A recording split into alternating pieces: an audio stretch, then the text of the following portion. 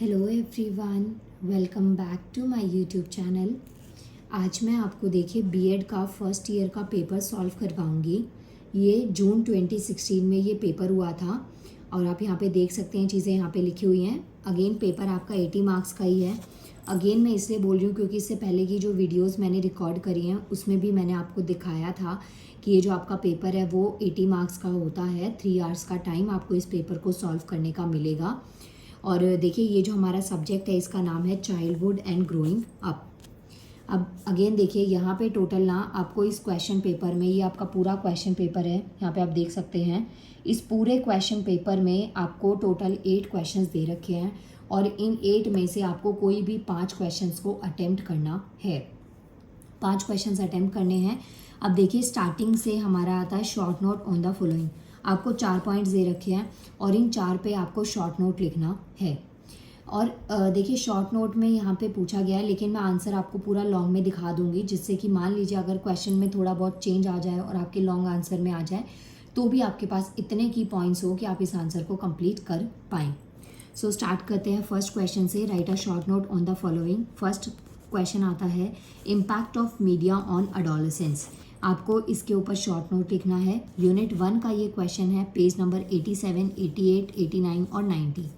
अगर आपके पास में बुक है तो निकाल सकते हैं आप अपनी बुक, और अगर आपके पास में बुक नहीं है तो भी आप वीडियो को पॉज करके बहुत आराम से इन चीज़ों को समझ सकते हैं। और ये आंसर इतना ईजी है कि आपको ना सिंगल गो में ये समझ आ जाएगा। सो देखिए, चलिए मैं आपको एक बार बुक दिखा देती हूँ। ये इस बुक का कवर पेज है, चाइल्डहुड एंड ग्रोइंग अप। ये देख सकते हैं यहाँ पे बीएड की फर्स्ट ईयर की ये बुक है। Doctor SC. ओबरॉय इसके ऑथर हैं। तो अब यहाँ पे देखिए इनकी इस बुक में से मैं आपको इस क्वेश्चन का आंसर समझा देती हूँ। फर्स्ट क्वेश्चन क्या कहता है, सबसे पहले तो यहाँ पे आपको ना मीडिया का मीनिंग पता होना चाहिए कि मीडिया का मीनिंग क्या है। उसके बाद में आप इसके जो इम्पैक्ट है मीडिया के अडोलेसेंस पे, वो पॉइंट्स आप लिख सकते हैं। सो यहाँ पे देखिए मीनिंग ऑफ मीडिया में क्या है। In the golden age of technology, जो आज का करंट टाइम चल रहा है जिसमें टेक्नोलॉजी बहुत ज़्यादा है। इवन आप एक बार को बिना खाना खाए रह सकते हैं, लेकिन बिना अपने फ़ोन के, बिना आपके लैपटॉप के या बिना आपके आईपैड, जो भी चीज़ें आपके पास में है, उस टेक्नोलॉजी के बिना आप एक बार को नहीं रह सकते। घर का वाईफाई बंद हो जाए तो पता चलता है कि फैमिली में कौन कौन क्या है, कहाँ पर हैं, क्या कर रहे हैं। तो ये सब चीज़ें जो है ना, हम टेक्नोलॉजी पर आज की डेट में बहुत ज़्यादा डिपेंडेंट हो गए हैं। कहीं पे भी जाना हो घूमने के लिए या कहीं पे भी जाना हो तो सबसे पहले हम लोग और चीज़ों के बजाय हम लोग अपने फ़ोन का चार्जर या फिर जो बड्स हैं या ईयरपोड्स हैं, जो भी चीज़ें हैं वो चीज़ें हम लोग पहले रखते हैं। सो यही चीज़ यहाँ पे आपको बता रखी है कि आज की डेट में हम लोग ना मीडिया के कांटेक्ट में बहुत कॉन्स्टेंटली आ चुके हैं। जो हमारी डेली की लाइफ होती है ना, डेली मॉर्निंग से लेके इवनिंग तक का टाइम या नाइट तक का टाइम है, वो सब की बात यहाँ पे करी गई है। इसके अलावा जो मीडिया है ना, वो एक उसका पावरफुल इन्फ्लुएंस होता है हमारे थॉट्स के ऊपर से जो ग्लोबल सोसाइटी है उसके ऊपर।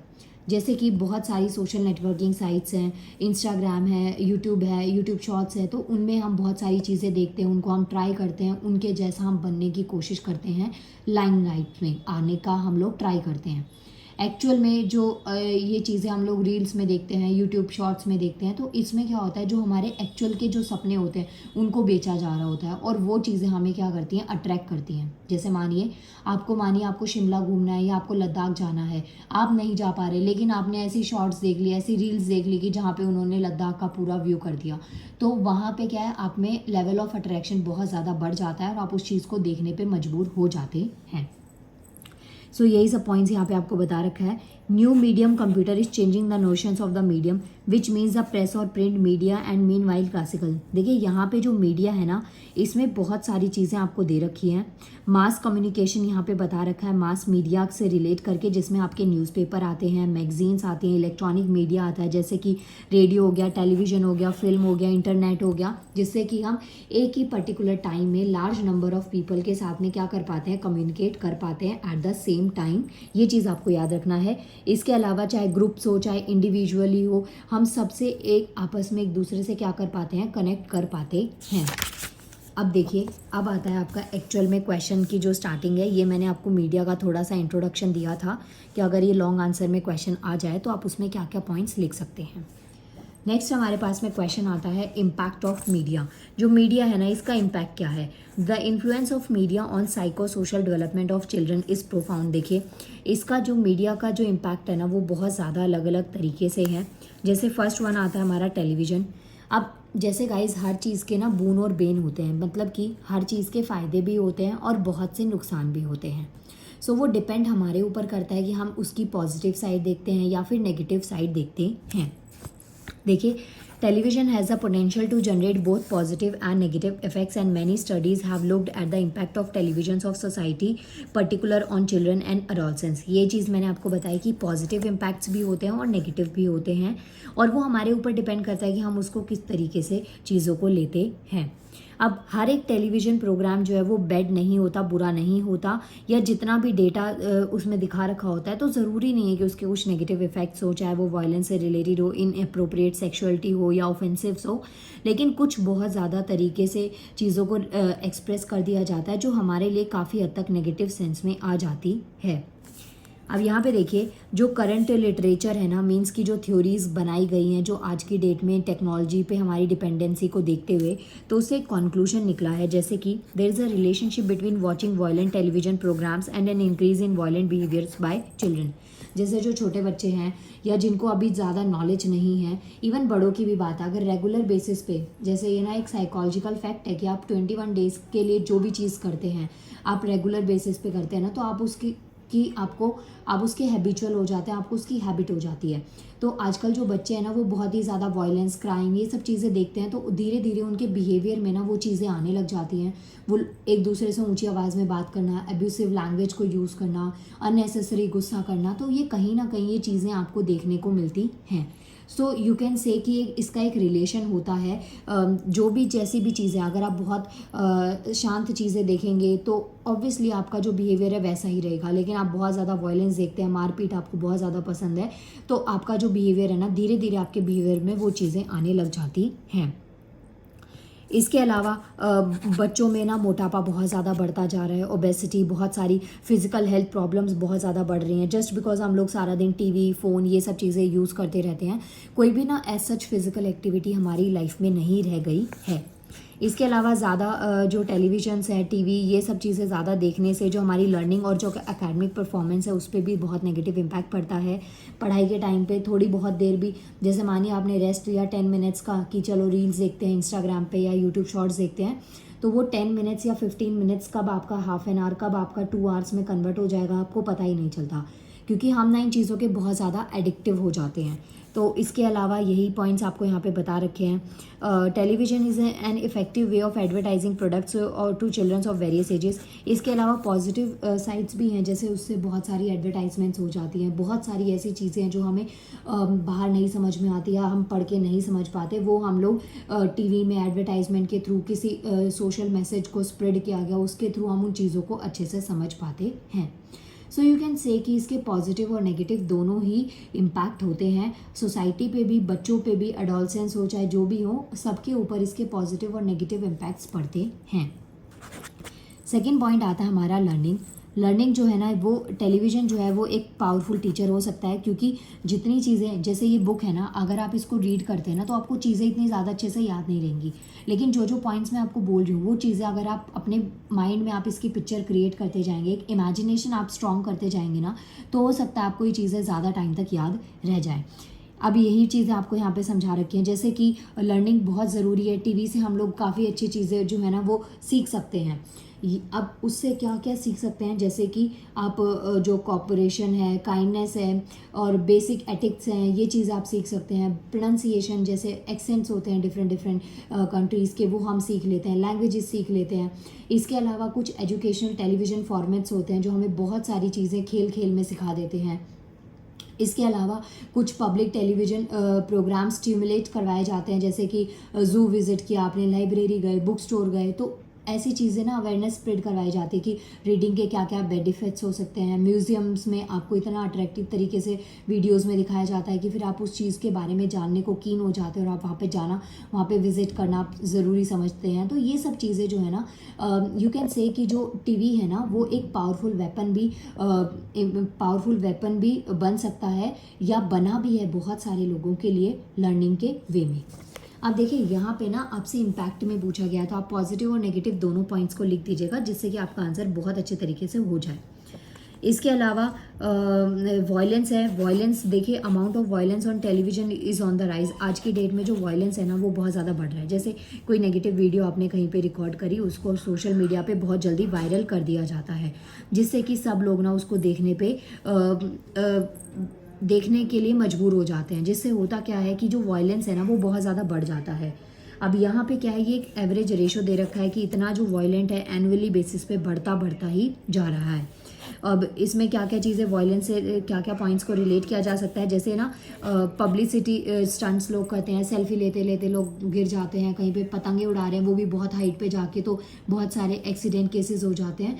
तो ये सब पॉइंट्स जो है ना ये आपके वायलेंस का ही एक पार्ट है, जिससे कि सुसाइड रिस्क बहुत ज़्यादा बढ़ रहे हैं। लोग, बच्चे जो हैं वो आजकल पेरेंट्स की सुनते नहीं हैं, अगर थोड़ा भी पेरेंट्स गुस्सा करे तो वो उनके अगेंस्ट हो जाते हैं। तो ये सब पॉइंट्स यहाँ पे बढ़ रहे हैं। कुछ पॉइंट्स यहाँ पे आपको दे रखे हैं वायलेंस ऑन टेलीविजन से रिलेटेड, जैसे children from minority and immigrant groups, emotional disturb children जो होते हैं वो ज़्यादा वायलेंस के शिकार हो जाते हैं। और चिल्ड्रंस विद लर्निंग डिसेबिलिटीज, जिसके अंदर कोई कमी हो फिजिकली या mentally, who are abuse by their parents से, या फिर जो उनके एल्डर्स होते हैं या जो भी उनके फैमिली मेम्बर्स होते हैं उनसे किसी तरीके का आर्ग्यू हो जाए तो चीज़ें। इसके अलावा children in families in distress. तो ये सब पॉइंट्स आपको याद रखने हैं कि इस टाइप की कैटेगरी के जो बच्चे हैं वो ज़्यादातर जो सुसाइड रिस्क है या फिर जो वायलेंस है इसके शिकार ये बच्चे ज़्यादातर हो जाते हैं।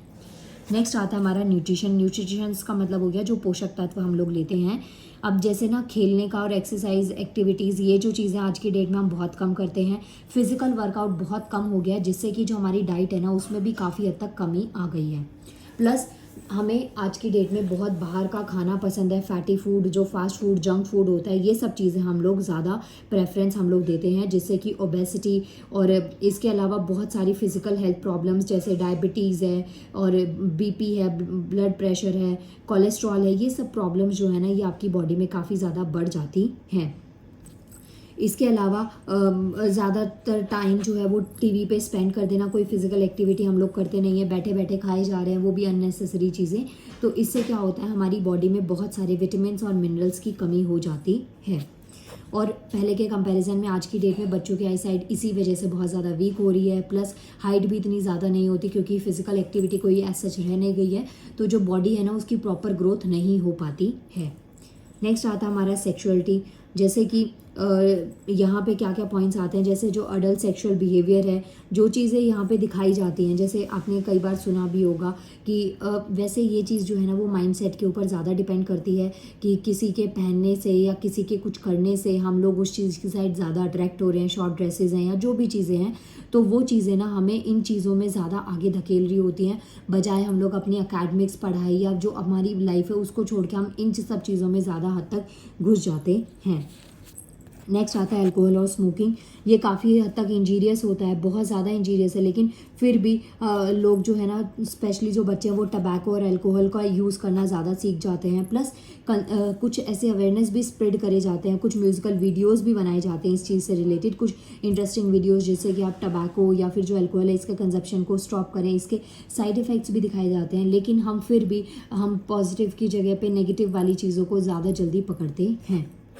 इसके अलावा एडवर्टाइजिंग जो है वो पॉजिटिव इफेक्ट्स होते हैं चिल्ड्रन के बिहेवियर पे, जैसे alcohol manufacturers spend 10% of their budget on advertisement warning about the dangerous of drinking and driving. ये पॉइंट्स यहाँ पे आपको समझा रखे हैं। जैसे जो कुछ अनसेफ चीज़ें होती हैं उन चीज़ों के लिए भी एडवर्टाइजमेंट करवाई जाती है कि हाँ ये जो केसेस है ड्रिंक एंड ड्राइव के केसेस बहुत बढ़ रहे हैं, तो ये चीज़ें क्या आपके लिए क्यों हार्मफुल है, किस तरीके से हार्मफुल है, तो ये पॉइंट्स आप यहाँ पे लिख सकते हैं।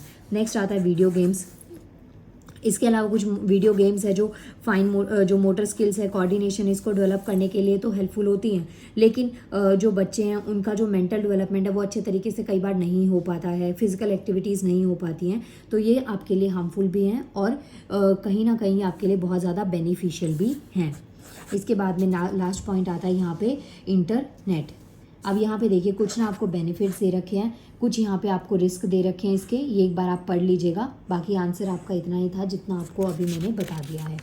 सो गाइज़ ये हो गया आपका आंसर कंप्लीट। देखिए ये आपका फर्स्ट क्वेश्चन कंप्लीट हो गया। नाउ मैं आपको नेक्स्ट क्वेश्चन करवाऊंगी, role of teacher in teaching learning situations. ये दोनों आंसर्स को मैं आपको एक साथ करवा दूंगी। मिलते हैं नेक्स्ट वीडियो में। Thank you so much.